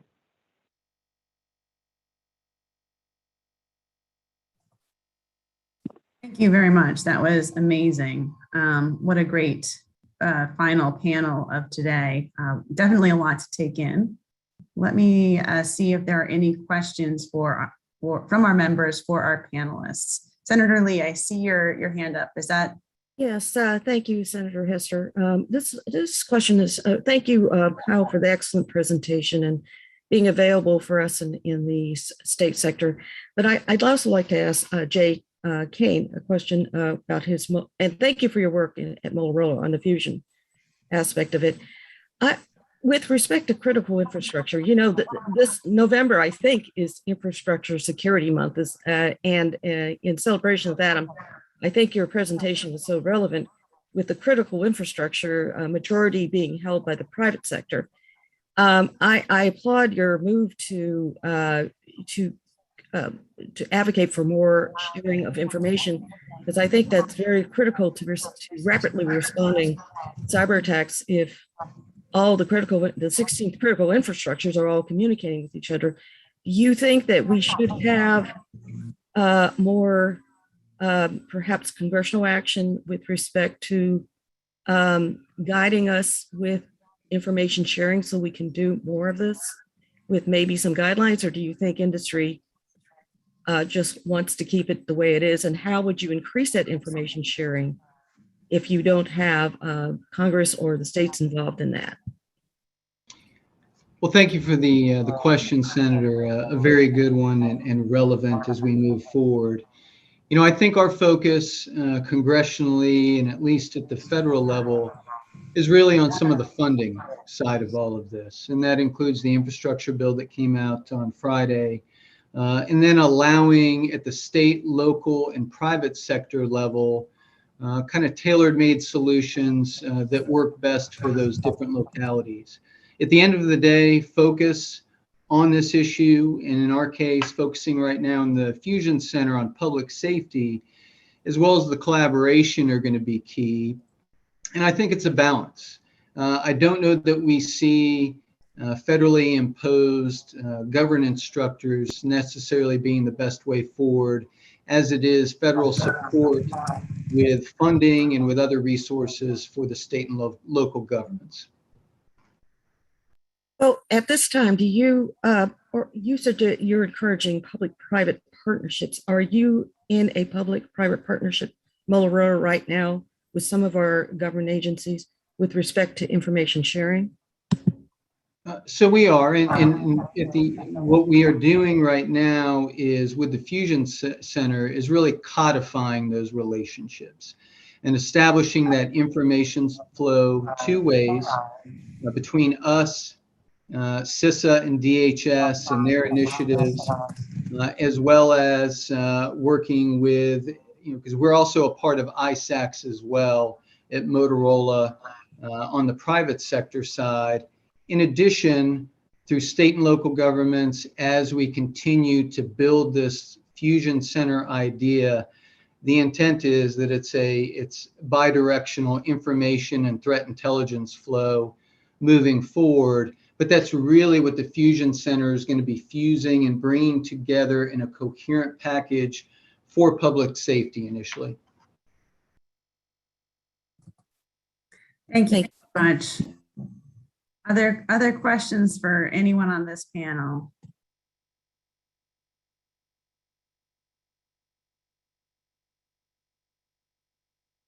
I do have a very basic question. I mean, there's just so much going on, and I feel like I'm always learning new pieces of the puzzle. Could any of the panelists explain to me how the Motorola Fusion Center, the MS-ISAC, and then our own preparedness functions, within DO-IT/MDEM, how does this fit together? Are they concentric? Are they overlapping circles, concentric circles? How do you describe the nexus of these pieces? I'll at least take the first stab, and thank you for the question, Senator. So again, I think as we look at the public safety landscape, there are lots of bulletins coming out from the federal, state, and local governments, being able to parse and to really synthesize those focused on public safety from what we've seen are not happening right now. The other is that we've got obviously this global customer base. When you look at our land mobile radio, when you look at our networks, the 911 networks, both in the United States and globally. And so it's also us taking a look and fusing that information as well. So from our end, it is mutually supporting is how I think I would best term it, but it's going to have to be worked out.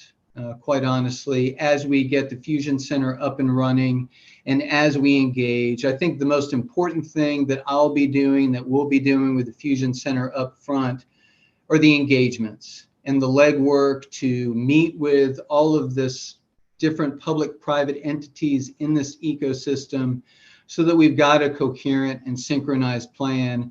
And that's something that we've got to do moving forward. And you point out lots of information out there. It's a matter of making sense of it and getting it to the people who can make decisions and action on their networks. And I'll jump in off of Jay's comment where Motorola is a very global reach. The MS-ISAC has just a nationwide reach. So it's kind of getting it down to more of where you're going towards Maryland as a very hyper-focused region that you're getting all this great information from the folks over at Motorola, the Fusion Center, from the MS-ISAC, and then from your internal processes. All of these do fit together as you're just getting different information. Some of it does overlap, but you're getting a different scope of information from all of your partners.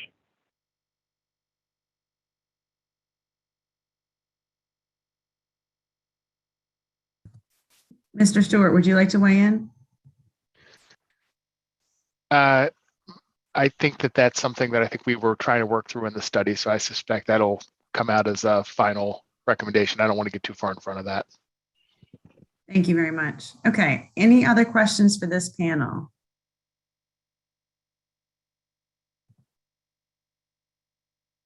Okay, well, it looks like we could end a few minutes early. Let me just see here. Co-Chair Young, any closing questions or thoughts? Thank you, Senator. I'm good. Okay, I'd like to just end by saying that the General Assembly is really taking cybersecurity very, very seriously. We're lucky that, well, lucky, I don't know. We are in a time where we have, federal investment in infrastructure coming our way. As a state, we also have, and we'll understand more of the details this afternoon when the Spending and Affordability Committee meets, but we have a surplus in the state budget. And so between the federal and the state funding, it is time to invest. It's an investment that should have happened a long time ago, but we need to seize the opportunity at hand. I'd like to thank everybody who's worked so hard on this on the joint committee, and also our research team, which is a collaboration between the many of the speakers you saw today. Using the results of this package, we will be looking, towards a suite of legislation, that has been prompted, I think, by a letter from the Speaker of the House and the President of the Senate to really look at introducing legislation, which has a good chance of solving some of these issues and getting passed in 2022. Legislation that will ensure that the state government has the capacity and resources to implement and enforce cybersecurity policies and strategies across the agencies. It's also, a time to introduce legislation that will modernize the state's IT infrastructure. We need to prioritize and update legacy systems to meet the challenges and expectations that we've heard today from state level to local level. And finally, we really need to look at how we help our local units of government, everything from school systems to, local health departments and make sure that they have the resources to prepare and respond to be more resilient. So we will be in touch with the committee members with more information on this potential legislation. We do have leadership interest in this space and support, and so we do expect a few major bills to move forward this year. It's been, I've chaired this committee first with Delegate Jackson and now Delegate Young, and committee members, old and new. You guys have been here through some very, very technical conversations and hearings in the past 3 years. And I would just like to, end by applauding the work of everybody involved. I feel like we've got a good path forward, lots to do, but I'm feeling optimistic. And so with that, I'll end this hearing and give you back an extra 13 minutes for lunch. Thank you all, and we will be in touch.